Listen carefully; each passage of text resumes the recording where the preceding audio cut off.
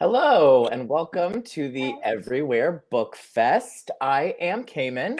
I will be moderating this Inspired by a True Story panel, and I figured we'd start by saying who we are, what book we wrote, and where we are while we do this crazy video interview. Again, I'm Kamen Edwards. I'm an actor and a writer, and I wrote the one and only Dylan St. Clair. There he is with his little dog, Reba. And I am in Los Angeles right now. Let's do Ray. Hi, I'm Ray Jayawardhana. I'm an astrophysicist at Cornell University, and I wrote Child of the Universe, which just came out a few weeks ago. And I'm calling in from Ithaca, New York. Awesome. Hello guys, I'm Ashima Shiraishi and I am a rock climber. I recently released my kids' book, How to Solve a Problem, which is right here. And I'm currently in Salt Lake City. Awesome. And you said both of your books are now out? Yes. Yes, they are. Awesome. Mine comes out May 5th, so in a couple weeks. I'm excited. Since this is the Inspired by a True Story panel, I figured we'd start there and talk about how exactly your books were inspired by true life, if it's about you, if it's about someone you know, all of that. Ashima, want to start with you? Yeah, for sure. So my kids' book is based on one of the projects I had. So a project is one of like a goal in climbing. So it's like a route that you want to get to the top of. And this one was a very historic one because I became like the youngest person ever to do this specific grading. Yes. And it was kind of like just this big like mental and physical challenge for me. So it was cool how this story kind of goes through the process of figuring out how to solve a problem and how it relates to other things in life. So obviously not just rock climbing, and just all the aspects of it and challenging yourself to face your big obstacles. Awesome. I don't know anything about rock climbing. Could you explain that? Like what this project means exactly? Like you said it's like a goal of? Yes.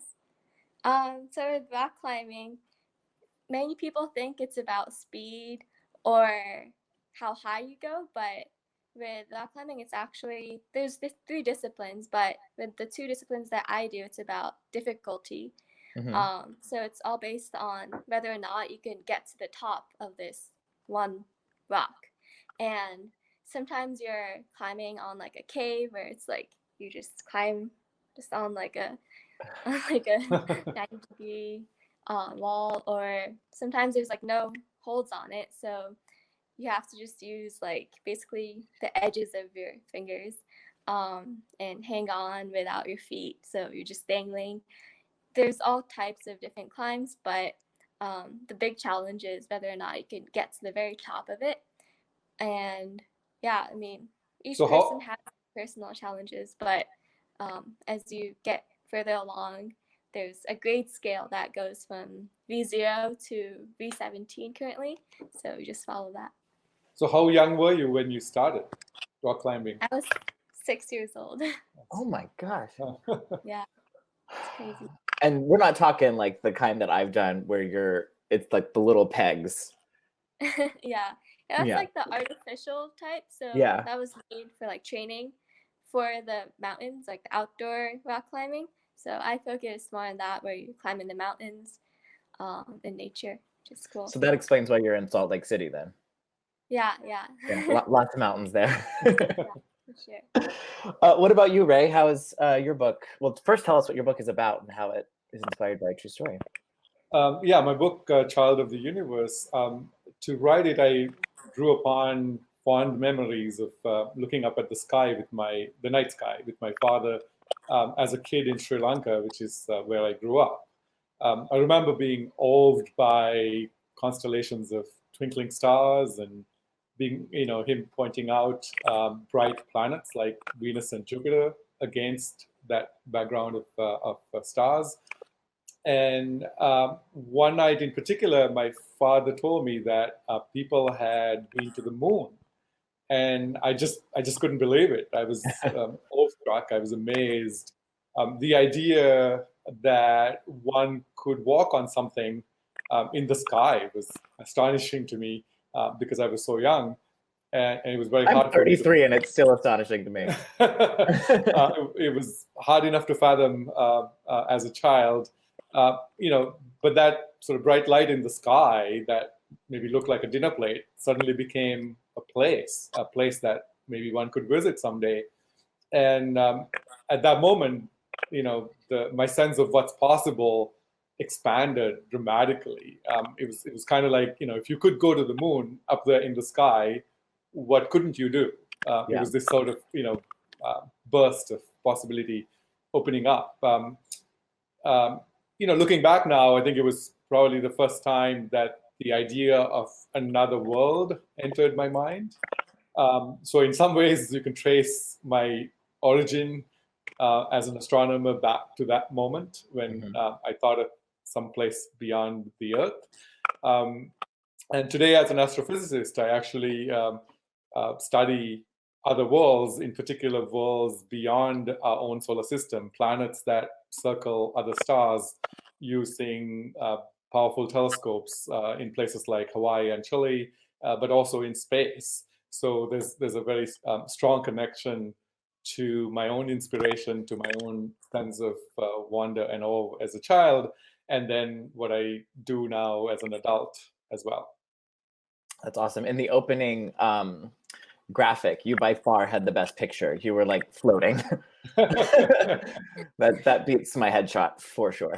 that was actually one of the most fun experiences I've ever had in real life, which was to be on a zero gravity, like a parabolic flight, and experience zero gravity.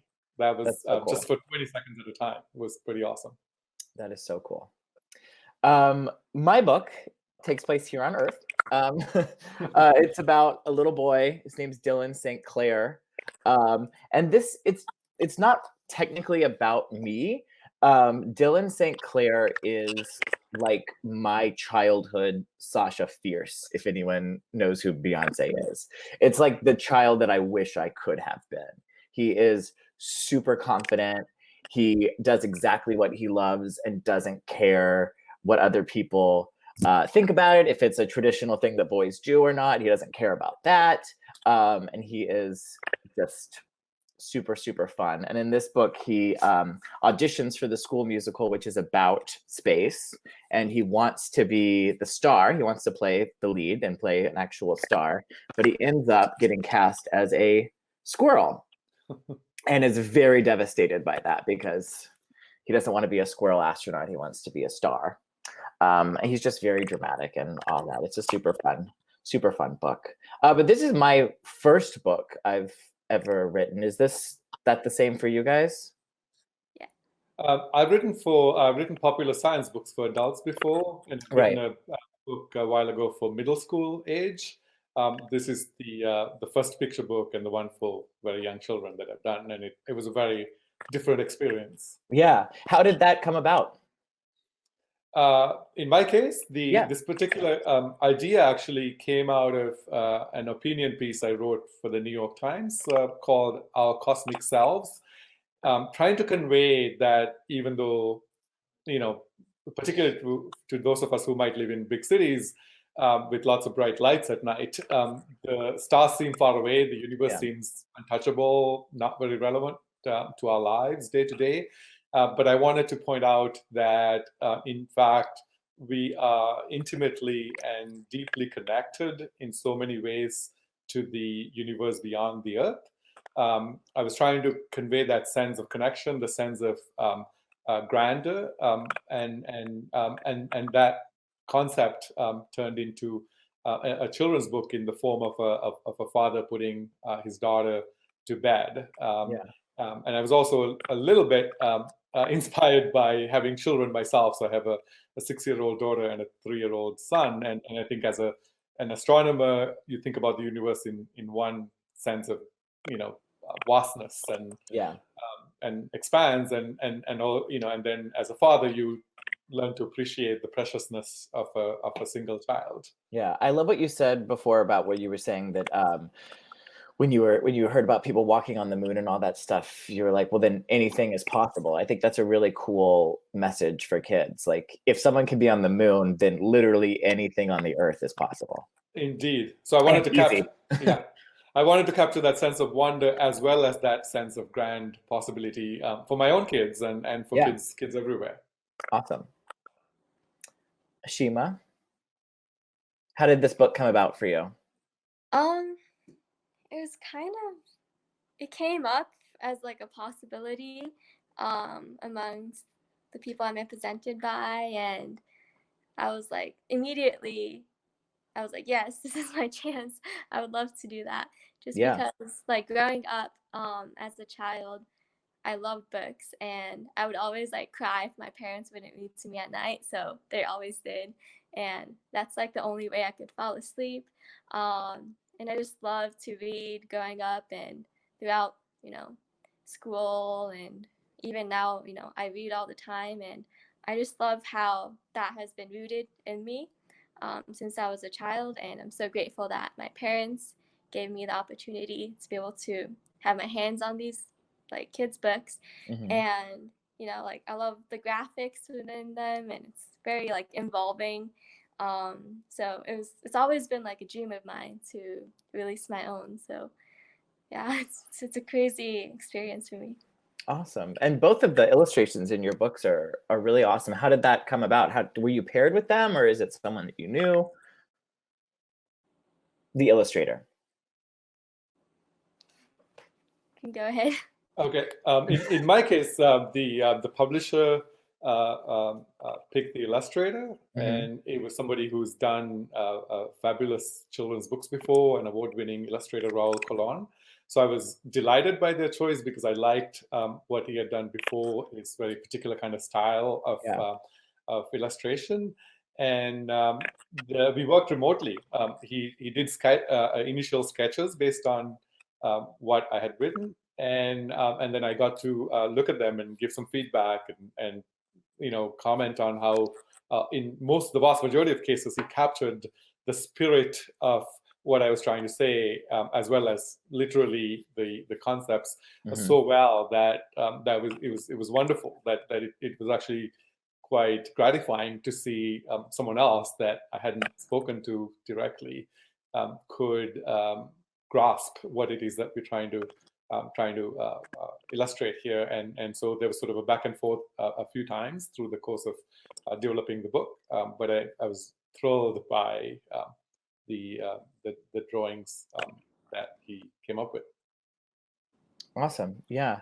I as well was paired with mine. I had no connections in the children's book world. I've always loved them, but just came about. I'm an actor, and I did this series on Instagram, and someone at Random House was like, this is weird, because the series that I did is for adults, and they're like, this is weird, but I think there might be a children's book here. Are you interested in that? And of course I was like, absolutely. And I wrote it in like one night. I was like, here, I have it. And let me see here, the illustrator they paired me with, and the second he sent me, it was this one right here, I was obsessed. That's him in his little star outfit. I was like, all right, well, that's it. Let's do this. I'm so excited. And he did such a great job. Yeah, it's really, really cool. What was the process of the book coming out? What was that process like for you guys? Because mine hasn't come out yet, so I'm very interested to see what that was like what you guys did to promote and everything. Well, mine came out at a challenging time with the virus pandemic, so we haven't been able to do a lot of in-person promotion yet, and I'm looking forward to engaging by reading to primary schools, for example, or preschools, and other ways of connecting with the readers. I would also love to hear what others get out of it and what they learn from it, whether they are inspired to learn more about the universe beyond our own planet. Yeah. Yeah. mine came out like a week ago, so Oh, it's so all of during these are this they're time as all well. quarantine Yeah, books. yeah. So I think it's a good. I mean, it's unfortunate because we planned kind of like a big, opening for it Yeah. and having an event and going to schools. But I think it's cool because it gives kids a reason to have something to look forward to, because the books are shipping out still, so they get to get their hands on it, and it's really cool to see other people like posting about it and taking pictures with their kids holding the books. It's really Yeah. adorable. But yeah, it's been a lot of fun. Also having my friends get to experience kind of like my childhood through this book, because it's like a very visual experience too. But Yeah. it's been a little bit challenging with what's going on currently. Yeah. Yeah, everything is, I guess. Were you guys big children's book fans as kids? I mean, Ashima, I think you said you were. Yeah, I was a huge fan. They were one of like my biggest like daily things that I looked forward to at night. Yeah. What else were you into as a kid? I mean, you said you started rock climbing at 6. Yeah. Yeah. I was like a total like I didn't care what like other people were doing, but I loved to go to the playground and like play with the boys and just like play tag and manhunt and all these like boyish things, I guess, and like Yeah. have fun in the dirt. Because I'm from New York City and my school was like by Central Park, so we'd always like go to the park and spend hours every day just like running around in the trees and the grass and just being ourselves. And yeah, I spent very little time in the house, so I always brought my dad and was like, "Can we go to the park? Can we go to the park?" Yeah. Just my full childhood was just playing at the playground. That's awesome. Ray, what were you was there a favorite children's book you had? What were you like as a child? Yeah, I read a lot of books as a child, but I also loved playing outside when I was Yeah. very, very young. We lived close to the beach in southern Sri Lanka, so I have some of my earliest memories of playing on a beautiful beach. Later on, as we moved to the suburbs of the capital, it was a very different life. But I still remember going to Montessori school and really kind of loving the time outside on the playground. Chasing kids around and playing all kinds of games. I also kind of really am in a way reliving that through my own children. When my own I was able to get an early copy of my book just in time to give it to my daughter on her 6th birthday as a surprise. That was really wonderful and I felt very proud as a father. If nothing else, I hope my kids think that I'm cool for having Cool, yeah, written cool a children's points, book. sure. That's for sure cool points.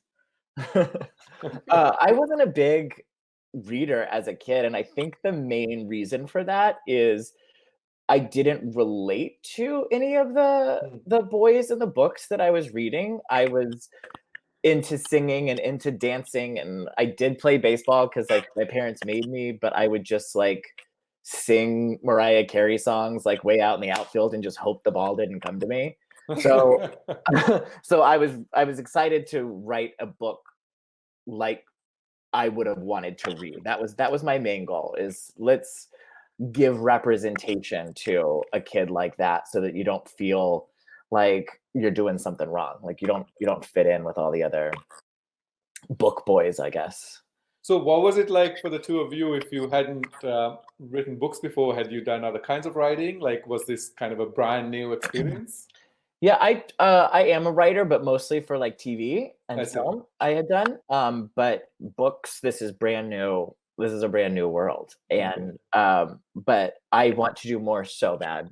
I have so many ideas for Dylan. The next one I want to do is about school picture day and all the stuff that goes into that. He's gonna give himself a horrible haircut the day before, which I think a lot of kids in quarantine can relate to now that their parents are cutting their own hair at home. They're like, oh Lord. Yeah. What about you, Ashima? Have you ever written before? No, this is my first book, but I've done like a TEDx teen talk a few years ago, and that has kind of like a similar narrative, but yeah, no writing in the past. Awesome. Yeah. So all of us have different jobs, obviously, than being only a writer. What is your daily life like? Let's start with the rock climbing. When's the last time you climbed a rock? That's my big question right now. And it's Now that we're been, like locked inside. yeah, I think it's been like over a month now. Torture. It's crazy. I mean, I've never gone on. The longest I've been off of the climbing wall is like 3 days. So this is like a big change for me, Yeah. obviously. I mean, I'm not complaining because I get to like do other things that I'm interested in, like baking and cooking and other like simple exercises that I can do without coming in contact with people. Yeah. But yeah, it's been a big change. When this whole quarantine isn't happening, what's your average day like when it comes to climbing? Usually, I guess until recently, I was in high school, so I just got out of high school. But when I was in school, I would go to school till like 3 p.m., like a normal school day, and then I would go to the climbing gym where I would train for about like 4 or 5 hours every day, or like 5 days a week, and then after that, I would go do homework and then go to sleep. That's my normal routine. Oh my God, you have more hours in your day than I do. That's crazy. It was a bit tough. Sometimes Yeah. it would be late in the night doing my homework. I'd be Yeah. falling asleep while doing it. Yeah. What is the average day of a astrophysicist? It's complicated now because I'm trying to blend multiple careers. I'm Dad, writer, astrophysicist, all of this. Yeah, and a lot of my day job now is actually serving as the dean of the College of Arts and Sciences at Cornell. Oh, cool. So I spend quite a bit of time in meetings, meeting with my faculty, with students, with alumni, with other supporters of Cornell, talking about all kinds of interesting topics. Where I have over 500 faculty members in my college, so they do research on topics from medieval history to chemistry to particle physics to art. So I really have a very I feel lucky to be in a community with incredibly interesting people.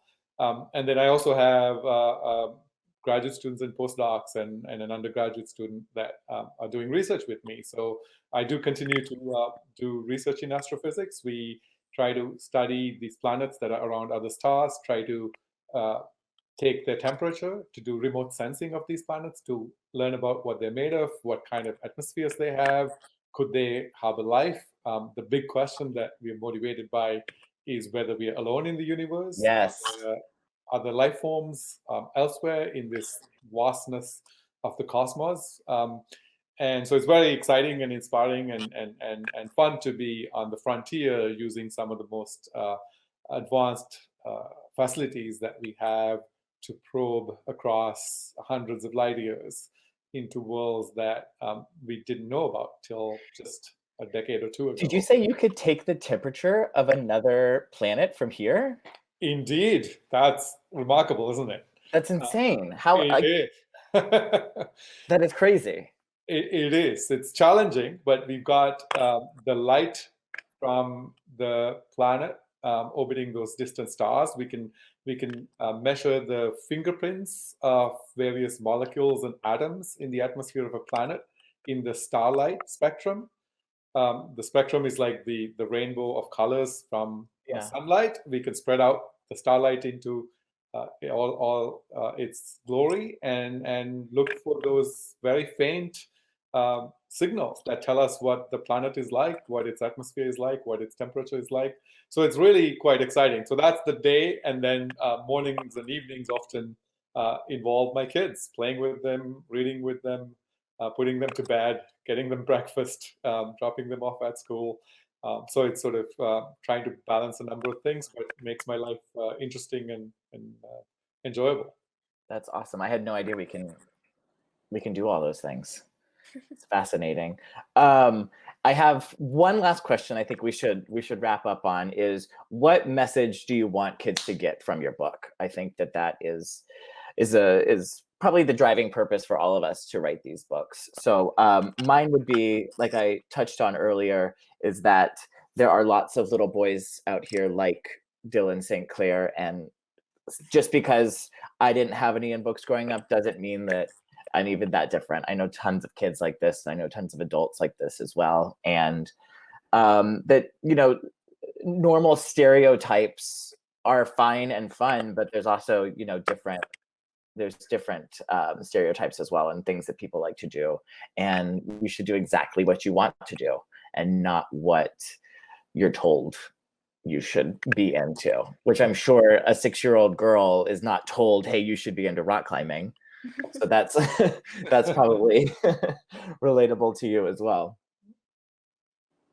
What about for your Ashima? What about for what would you like kids to take away with your book? Yeah, for sure. I guess like the big message in mine is that you have to really like cherish all the possibilities you have, and similar to your story, to like live earnestly with what you want to do and pursue that, because you never know when you won't have that opportunity, and if you chase that one goal or whatever you want to do, have in mind,